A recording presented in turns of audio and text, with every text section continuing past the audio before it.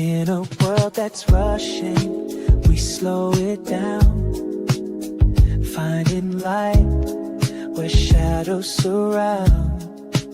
Heart to heart, where the truth is told. We rise together, stories unfold. The road is within. If you don't go within, you go without. Every voice, every heart, it's what we're about. Together we rise, hand in hand, soul to soul. Warm, safe and loving, making each other. Okay. Hello. Hey, everybody. Welcome. I'm Coach Alisha Schwartz. And I am Coach Rochelle Schwartz. And we are, Together we rise. and we are also mother-daughter. That's dynamic duo. Don't forget that. No, you cannot forget No, that. you can't. So what we're doing today on our podcast is we have a series, and it's a 3-part series, and it's called Enlighten View. And we have a panelist today that are going to talk about this topic, which is power looks better when it's authentic. Ooh, I like that one. And we have really some special guests, and we'll bring them up in a few moments. But let's talk about it. Ooh, authentic. All right, huh? let's talk about it. Wow. Power looks better when it's authentic. What does that actually mean to you? Right. I think I can say that if you don't have a lot of self within yourself, knowing kind of who you are authentically, it's harder.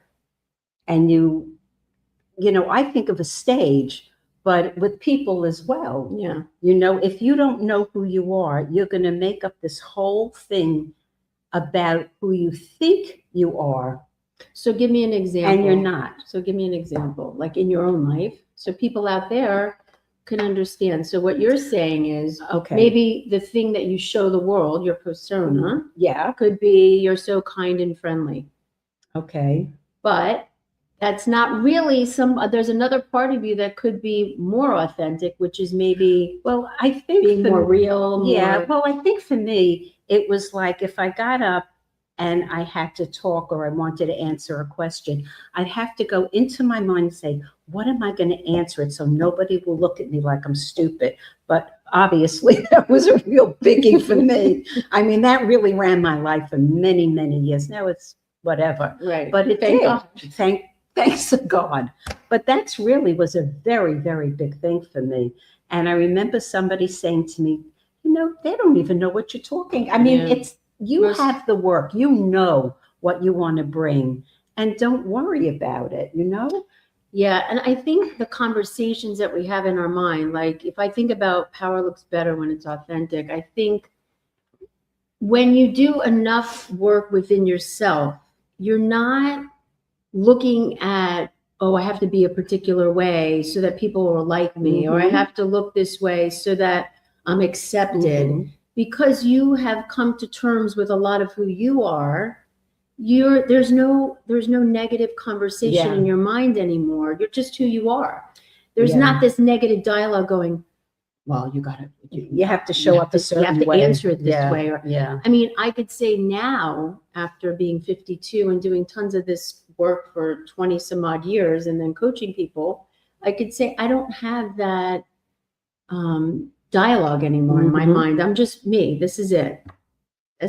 Well, also, I think, like, I remember going into a room of networking people, and it was always like, oh, I had to connect with this one, and I needed, and now if I to do that, it's like you come to me, or that's really it, because I don't have to be anybody other than who I am, which is really a very peaceful and happy and loving space to be who I am today. And I also think people, especially people that are listening, I'm sure you can relate to the fact that, you know, maybe you had to perform a particular way to be loved or liked by your mother, your father, your sister, your brother, the coworker. So you develop this way of being, thinking that's really who you are. And it really, you find out it's not. It's just something you developed over time to be loved and liked. Because you never got it. Because you never got it. Right. And so you go out there thinking you need to be that to get that kind of Right. love. And all you really have to do is just be you. And that's the unlayering, and Right. the coaching, and all the Right. stuff we've done internally. And so that's what we're really here to talk about, really. And being authentic now is like, it's really who you really are. I mean, it's happy and light, and, you know, you want to share things with people, and you're not afraid that they're going to look at you crazy. Like, what does she know? What, you know, you just being you. And that to me is worth £1,000,000 of gold. And, you know, isn't it funny? Because you hear this all the time. You know, what are people's biggest fear is public speaking. And I can understand that, because my whole story with my learning challenge, my learning disability, and feeling like I wasn't enough and was stupid, all of that can definitely affect who you are in the world and being authentic, because you're not being all of who you are because you're afraid to speak up or speak your truth, or and you're going to look bad, or all that. And I think if you're even in a conversation with somebody and you are being honest with each other, it's such an act of love. Yeah, the vulnerability. You know, the vulnerability, real, and then you make the other person feel comfortable. You know, so they're open to sharing. And I think that's also energetically as well. Yeah, it's funny. I was on a call with someone I hadn't spoken to in so long, and we just talked for like 5 minutes. And in that 5 minutes, I felt so loved and so supported. And it's not anything this person said. It was just who they were, and knowing their being, who I was in their world. So, you know, again, it was authentic. It was totally and I thought, how perfect, because we're going on today. Speaking about being authentic. in that beingness. Yeah. You know, and that's like, it's so important to really get to know who you are, because we're all here for, I believe, a very special purpose. And if you can't be who you are, you know, you're really struggling and you're fooling yourself. And you you're don't ripping have to. you're ripping all the people off in the world that really need to see. Maybe you have something, obviously, we all have something that someone else maybe not, that doesn't have, that you share, that changes their life, you know? We hear that too a lot of times. Wow, you know, I coached with you 20 years ago, and boom, or 10 or 5 or whatever it is. So we are getting ready in one moment. Ooh, how exciting. Right? To bring up our guests. So let's do it.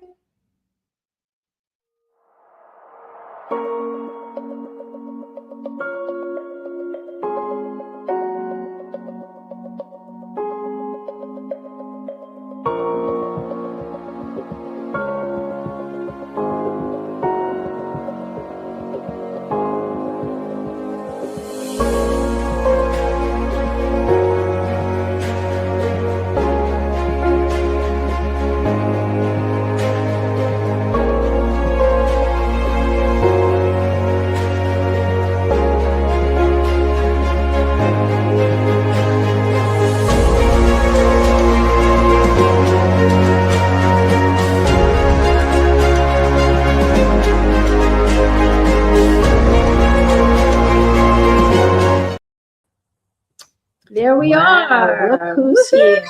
Wow. Look We at have this. our special guest. Yeah, we have a party going on. So we have Barbara Ellison. I always say Ellison. Ellison. I don't know. It's just so interesting. Barbara Ellison, and then we have Jeff Malone. So why don't we go to Barbara first and just share a little bit about who you are first, and then we'll go to the topic. All right. Okay. Yeah, hi, everybody. Number one, thanks for having me. I mean, so happy I love doing these. you. And such a necessary topic, because authenticity is, I mean, it's so important. So for myself, I'm a life transition mentor, and I work with late career business professionals who are facing retirement, and they're having trouble in 3 areas: personal growth and identity, huge. Their ultimate health is suffering and their financial security. So this part of it is exactly what I talk about with my clients, because so often people, when we don't lead from authenticity, it's like we are stifling our being able to connect, because people want to connect with people who are real. Yeah.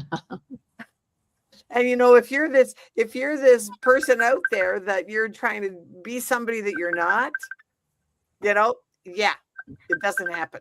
No. Sorry, Okay. I forgot to turn my phone off. I'm sorry. That's okay. But anyway, That's so being yeah, authentic. There you go.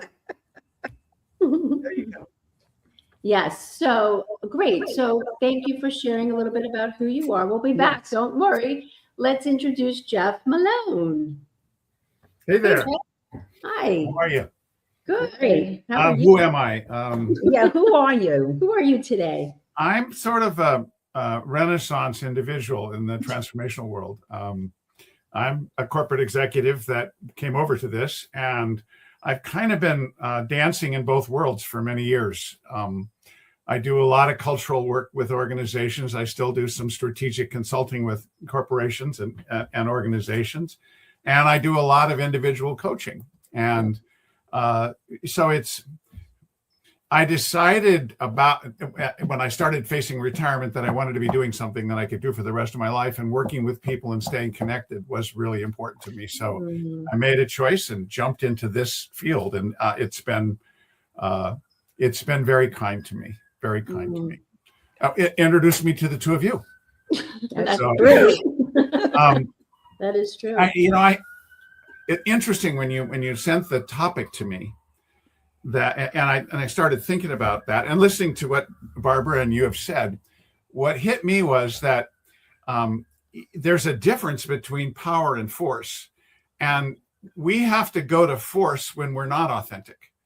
And when we're authentic, we're empowered, and you can really tell, that if you have to force something, you're not being straight, you're not being real with yourself. Yeah. And it's really important to look at that. And what drives power, what's interesting to me about power, is that we have to think about, what is it that we use our power for? We get pulled forward by something that we're inspired by, that we love, that fits for us. And so we know we have to use power for that. If it's not that, we have to force ourselves. How many times have you had to force yourself to do something you didn't really want to do? Yep. Now, we can sit here and say it's powerful. I want to make money. Well, I don't really want to make money. I want to have a good time, but I forced myself to make money. And so it's really understanding that is kind of the key to staying authentic.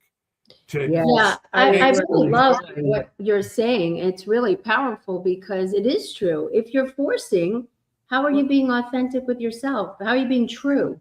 Right? Yeah. You're just driven by that thing that you think you have to want or have, when you're not even connected to the authenticity inside of you to even check in to see, is that something that's authentic for me or not? Right? But sometimes you don't know. Like, I got married and I knew I shouldn't, but I did. At the time, it was a different scenario because of your story around Correct. That. Absolutely. But then look at where that drove you. Right. Exactly. What forced you to get married? What forced you to get married? Because I thought I wanted to get out of my parents' house. Fear. Because that was so wonderful. Fear. Was fear. And that basically what was the driving force. Even though I wanted to leave, I couldn't. Right. So I remember for myself as a young woman, it was like, women, I'm 75, and women we were brought up to be wives and mothers. We weren't brought up to be career women. Correct. Like my age. To have businesses and those kinds of things.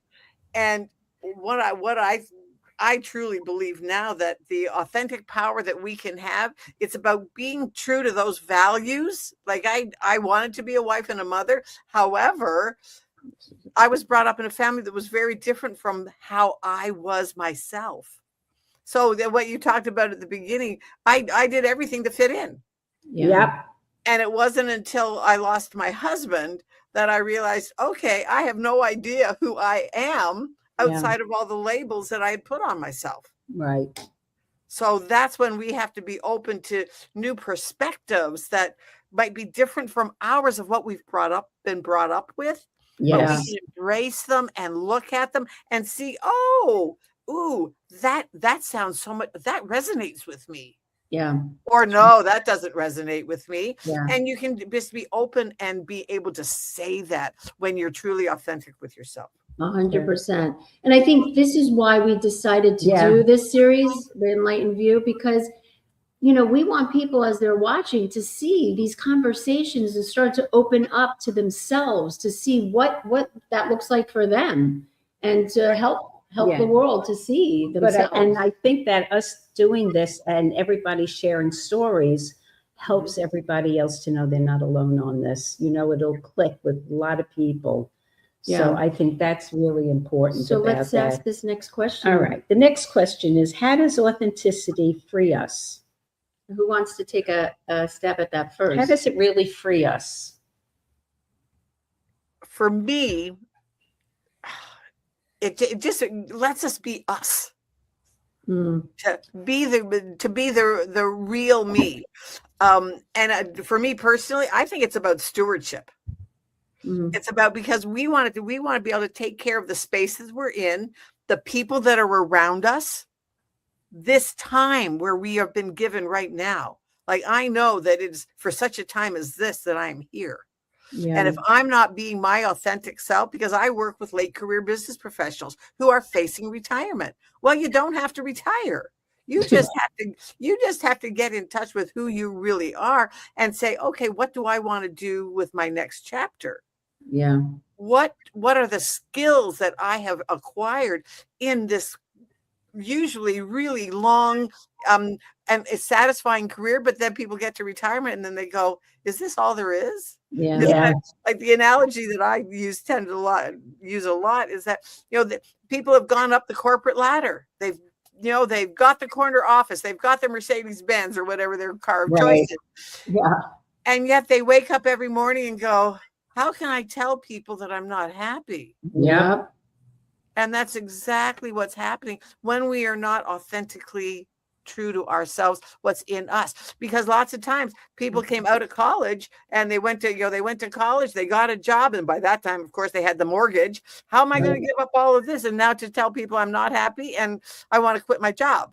Well, don't quit your job just yet, but let's get in touch with who you are.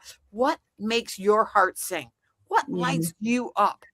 And how can you take what you've had, all these skills for all of these years, take those skills and put them into practice and listen to what people are looking for? And you will find your tribe. Totally. Absolutely. Well said. Thank you, Barbara. Thanks, sweetheart. Jeff, how does I agree 100% with Barbara, because I'm living proof of that. That's exactly what I did. But I think there's an added thing to it, that there's an energetic piece of what does it take to not be authentic? How much energy do you spend in not being yourself? And what does that do to the relationships around you? There's a thing about authenticity that when we're not real, we can create relationships that aren't real.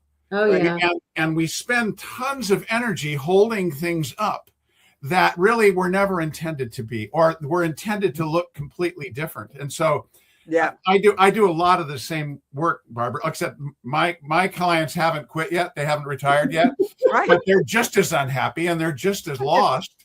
And it's not so much in directing them back to authenticity, because a lot of them feel like they're being authentic. What I talk about is, what's it costing you? What does it cost you to carry all of this? What is it really worth?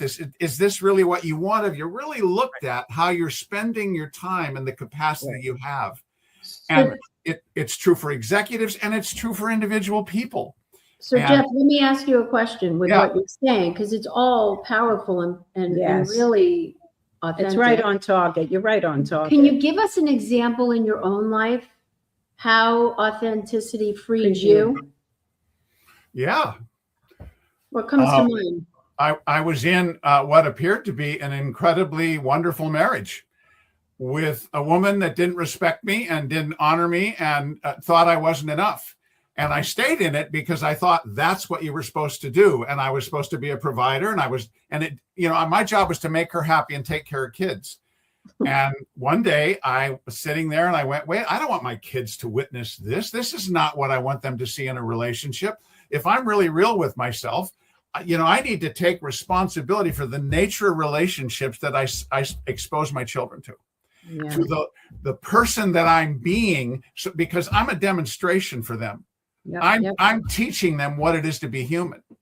And I had to become completely authentic and give up a relationship that the world looked at and went, you guys are perfect. Yeah. They didn't know the inside. They didn't know what was happening inside. And my life shifted dramatically in that moment.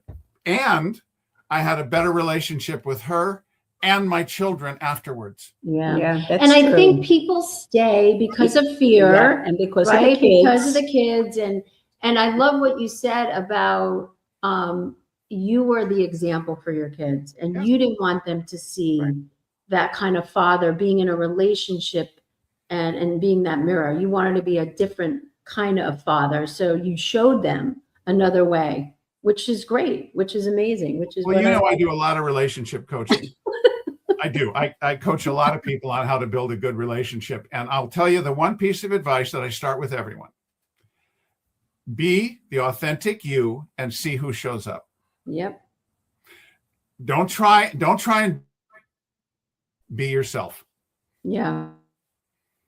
Well said. Well said. Let me ask you a question. Do you think that the men at this time of our lives think the same way that we did when we were, of course, younger? Today, things have changed. You mean like old people? Like old people, in other words, how the man has to take care of the children and that kind of stuff. I think it's changed. Yeah, dramatically. Well, it has. I have a daughter who's married and at 38. I have another daughter who's 35 and dating, and I've got a son that's 31 or should be 34. And they have a completely different approach to relationship than we did. They look at it completely different. And men today, they don't see it as needing to be, I need to jump into something and I need to have kids and I need to be a provider. Yes. It's much more about what am I going to do to have a good time? Yeah. Yeah. It's okay. I mean, So you think the responsibility shifted? oh yeah, Yeah. it's on the woman. And so many men now are realizing that, like some people that I know, she's the breadwinner and he's the stay-at-home dad. Yep. And because they were on the brink of divorce. And she was sitting there. She said, well, I feel so unfulfilled. I'm just sitting here with the kids. And he was like, well, I hate my job. I want to be at home. Yeah. So they just did the total switch. And now, I mean, this just been amazing. And like in my own life, I look back, I was married twice. My first husband, I got divorced. My second husband passed away. But the two men that I married were both similar to my family. Of course. Of course. Because that's what I felt comfortable with to fit in. Yeah. Well, then after David died, and it was like, okay, I'm not going to do this again. I need to be happy within me and find out who I am outside of being a daughter and a wife and a mother and a divorced failure and the successful wife again, grandmother, business owner, but who's Barbara in all of that. Mm-hmm. And I think that's one of the biggest things for men and women. Yes, I agree. Get in touch with that. Yeah. And who are you within what you do? Who are you? Who are you within your family? Who are you within your relationship? Get in touch with all of those pieces, and then you'll find out who's authentically. I love what Jeff said. See who shows up. Yeah. Yeah. Barbara, you're really speaking into something powerful, and it reminds me that I'm finally in a relationship that really works, and I'm in a relationship where we have two basic rules. Okay. One, get up every morning and decide to be in this relationship. Yep. Okay. Exactly. 2, all feelings are welcome. We don't take it personal. Somebody needs to be upset. Somebody needs to be stressed. Somebody needs to be angry, whatever they need to be, we welcome that with each other. And and that is one of the keys to authenticity, choice and expression. Yeah. And one of the things, can I just add? Sure. What we're talking about not only applies to us within ourselves and our relationship, it also applies to our job. Yeah. Are you in a job that fulfills your passions and that kind of stuff? Or are you in a job that you absolutely hate? Well, reevaluate. Is it worth it to spend another 20 years hating what you're doing? Yeah. Or let's reevaluate your relationship. Are you having trouble with your boss? Okay, well, is it your issue or is it their issue? Well, let's find out. Because that's a relationship also. The relationship to how you feel about what you do when you go to your job. Do you feel fulfilled? Do you feel like you're just a clog in a wheel? Yeah. But sometimes that's a choice too. Absolutely. And I think it all comes down to, I love what all of you are saying, but I also think it comes back to ourselves. Mm-hmm. Are we in touch with ourselves enough to even know if we're being authentic or not? Right? Yeah. I mean, that's where it all stems from. So I think that we're all talking about the same thing and in different forms and ways. Right. And I also think it's just the basic of who we are. Like when you wake up in the morning, you know, can you look at yourself and really feel good about what you see in the mirror? Are you authentic with even looking at yourself, feeling good? Or do you feel like shit about yourself? Do you know what I'm saying? And that's authentic. There's so many things to do to really feel authentic, you know?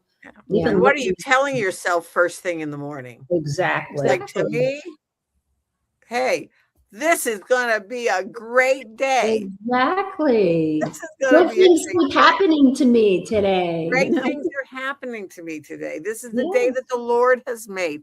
I'll rejoice and be glad in it. And I can handle whatever is happening today. Exactly. True. What were you going to say, Jeff?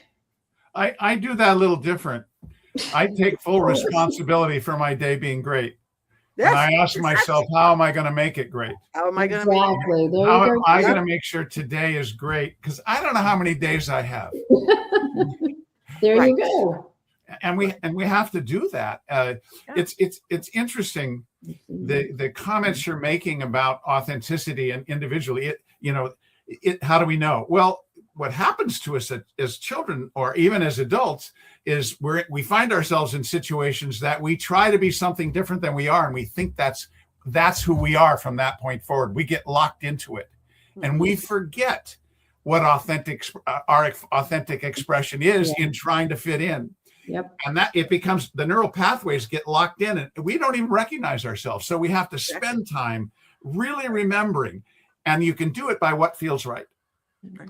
Right. What feels right. Exactly. Right. So what's resonating with you.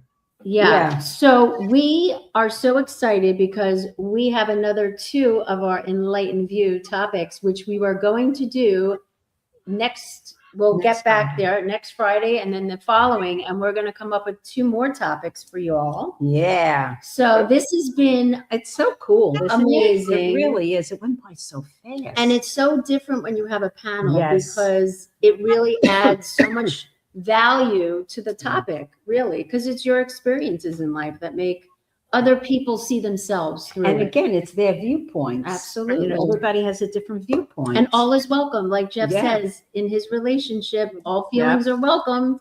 All is welcome. So, and that's a great takeaway. So thank you both. Thank for you being guys. here. We're We so appreciate excited. it. Thank love you both. really. Thanks for having us. That's cool.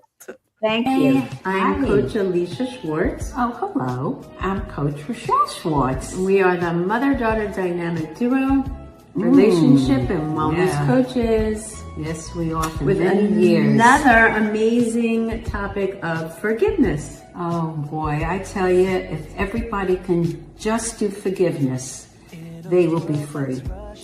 Yeah, because, I think it was one of our mentor and teacher Debbie Ford said it, and I know there's a lot of people that say it out there, but when you don't forgive, it's like drinking the other person's poison. Yeah. And you don't want to drink anyone's No. poison. And where does it land? It lands within your own body. And that's what happens. And then disease starts to happen because you're holding in that anger when all you need to do is just start to forgive, really. Why are you laughing? It's so true. I get very emotional because you've done it, I've done it. I think forgiveness is an ongoing process because I don't think it's just a one and done. I think, not. in life, you're going to come across people that do things to you, whether it's relationship, whether it's your mother, your sister, your brother, a significant other. It doesn't matter. You have to be willing to always forgive and forgive and forgive. And you have to look at yourself. Yeah. You do. Well, you really to do. forgive. Yeah, to forgive, you got to look at yourself. 100%. So what's the tip? What would you tell people out there if they were going to do, let's say, something to help them forgive? What would it be? I would say write a forgiveness letter. I really mean that. I forgive blah, blah, blah, blah. And it's so cathartic because you'll be releasing a lot of your anger and unhappiness once you write that forgiveness letter to yourself. And then I would also write a forgiveness letter to the person that pissed you off. And when you forgive, you have so much laughter inside. You become emotionally free. That's the other thing. Yes. By writing this letter that's I forgive myself for, and then just keep writing. 100%. And when you do that, you'll be emotionally free and happy again. Yes, like us. Like us. So that's the tip for forgiveness. So Yay. we will be back with another topic. But until then, Mwah. Wow. Yes, was that is awesome. true about forgiveness, I will Yeah. say. But we had a great time. Oh yeah, and it's also forgiveness is being authentic. Yes. So Yeah, that's part of it. Yeah. So what is a quick tip for people out there that they can do, an action, a nugget of wisdom that they can do to really become better at being more authentic? What do you think? What's one thing they can do? Well, when something bothers you, and this just happened, and I would get up in the middle of the night, and then I realized that it was something I needed to look at that was disturbing me about what this person did. And then I cleared it up with myself, but I still needed to have this conversation, and I did. And it was so cool. I had no charge. I had nothing, but I was very loving, but I shared how I felt. Yeah. And she was very good. She listened. She said, I heard you, but I wasn't finished. So I had to go back again. And then I did what I had to. And it was like this freedom of sharing. And so look at somebody that you really want to say, and you have to, I think you need to be safe with the person. Yeah, and and you then can set with it up. yourself. Yeah, you have Set the it up that way. communication has to be set up. It really does. Yeah, for sure. And And what I about you? think I think one of the things we always talk about is mirroring. Mhm. Mirroring work is so powerful. And I really believe that when you connect with the eyes, which is the windows to the soul, connect to the body by using your hands to the heart chakra, the throat chakra, that part of your body where you're connecting the feeling, that you look in the mirror and you just say, what do I need to do today to be more authentically who I am? And just trust what comes. It might be deliver an undelivered communication. When you deliver an undelivered communication, you become free. Maybe it's, saying no. Maybe it's you always say yes, and having boundaries by saying no is more authentic. Yeah, it's powerful. Or maybe it's saying yes to something Yeah. you're not really always accustomed to doing to get out of your comfort zone, which would be more authentic. Yeah. I think it's an individual process in a lot of ways. Mhm. So it's looking in the mirror and saying, again, what can I do today to be more authentically who I am? And see what comes up. Trust it. Don't Yeah. judge it. Yeah, don't judge it. Just trust it. So that's our tip for Yes, today. our golden nuggets. So we will be back with our second series on Enlighten View. Wow, what a great day it was. So Guys, thank you, Jeff and Barbara, you. and thank you Thank you, everyone out guys, there. for Make sure watching. you like and subscribe. Mwah.